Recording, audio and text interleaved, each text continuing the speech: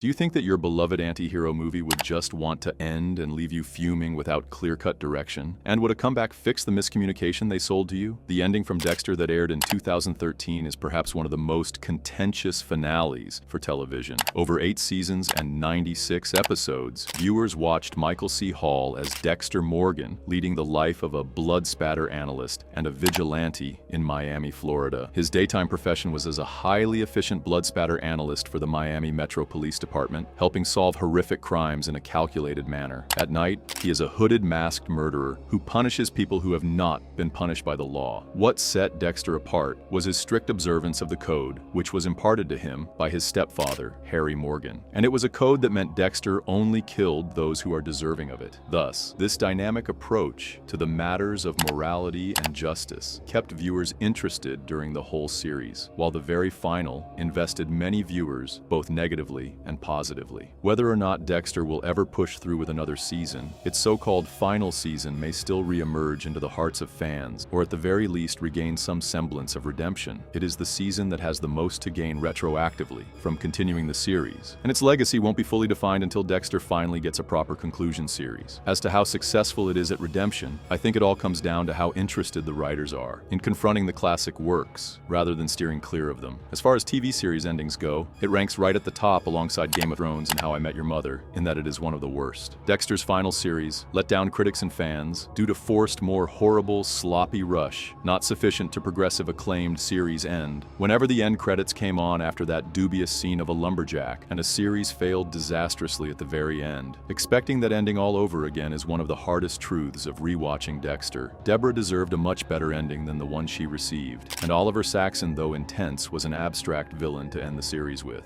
That being said, if the New Blood finale had started poorly, the last 2 episodes turned it around somewhat. The fact that the original Dexter finale started strong before everything went south in the previous scene makes the end not seem as terrible now as it was in 2013. Dexter should have ended up dead since he was the anti-hero, and still the fact that he set himself up stranger and caused his demise doesn't quite fit the personality of a guy who has been built up for most of the series as a guy that would do everything he could to survive. He lost Harry, Rita, his exact blood brother Brian, his spiritual mother Doctor, Vogel, both of his birth parents, etc. He would have moved on with the feelings of guilt for Mrs. Deborah's death sooner or later, as it is shown in New Blood. Not that he is a psycho, he is a psychopath. The sequel series as a whole had a different overall tone to the original show, and while this was not necessarily a bad thing, getting to have Dexter back in New Blood was cool, and to see him in a whole new area with whole new people and whole new motives. I believe the overall proposition of the series was not very nostalgic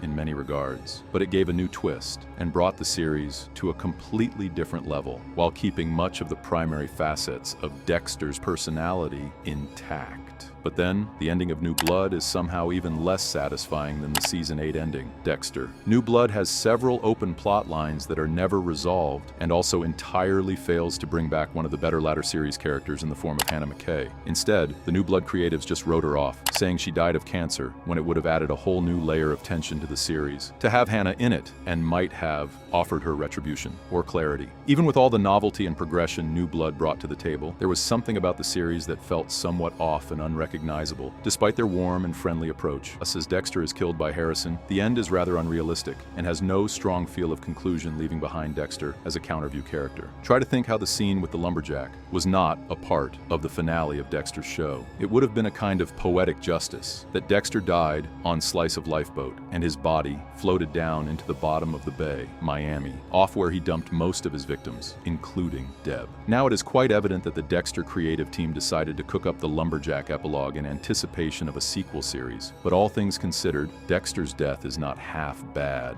Drowning in the bay off the Miami coast where he disposed so many of his victims, let alone disposing of Deb's body to see at that, Dexter's series finale was a little decent up to the end of the last episode. Dexter was ready to get on a bus with Hannah and Harrison, the one where Elway also got on, and almost caught Hannah when he felt the urge to go to the hospital to see Deb when he had an unplanned confrontation with Saxon. Saxon never got a hold of Deborah, thanks to Angel Angel's intervention. But sometimes the biggest risk to Deborah didn't come from Saxon, but from destiny itself. Deborah beautifully dies at the end of the show in Dexter's arms as he takes her off life support, before she can be awake and fully formed as his final kill. It could have just been the ending of Dexter trying to drive into the hurricane. The last episode of Dexter, for the most part, was still pretty exciting, right, until the end of it. Dexter and Hannah were on the bus with Harrison once, on which Elway got on essentially threatening to bust Hannah. Dexter left feeling to go to the hospital to confront Deb just when Saxon turned up. Angel saved Deborah from Saxon, but something else that could potentially harm Deborah more turned out not to be Saxon.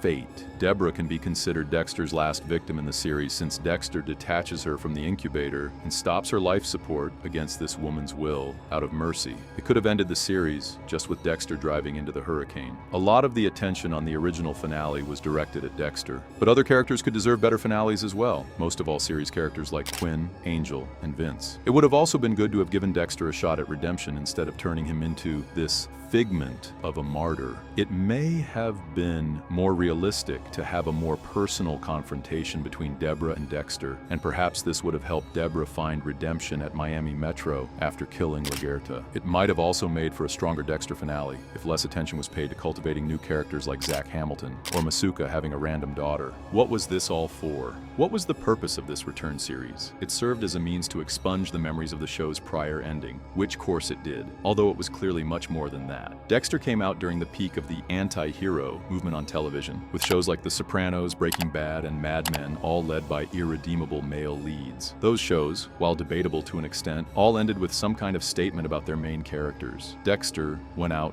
with a whimper comparatively, choosing a route where their anti-hero still felt like he was being protected by the writers from truly being portrayed as the villain he was, resulting in a lackluster conclusion. This series showed that attempts to redeem their main character were futile. Even after 10 years of not killing, all it took was one slip up and the monster was back out. This unleashed monster clouded all of Dexter's judgment. Deb's assessment that Dexter wanted Harrison to be like him was spot on. A true monster ruins everyone's life around them. Dexter had left a trail of destruction everywhere he went. Killing Dokes and blaming the Bay Harbor Butcher's crimes on him caused pain. Killing Maria left Batista in pain for the rest of his life. His crimes caused Deb pain before his actions indirectly led to her death. His actions indirectly lead to Rita's death, causing trauma for her 3 children for the rest of their lives. We rooted for Dexter to escape these situations and justified his actions as a viewing audience because he was our main character, and finally getting what he deserved means the show's over. Well, sometimes the show has to end. Dexter,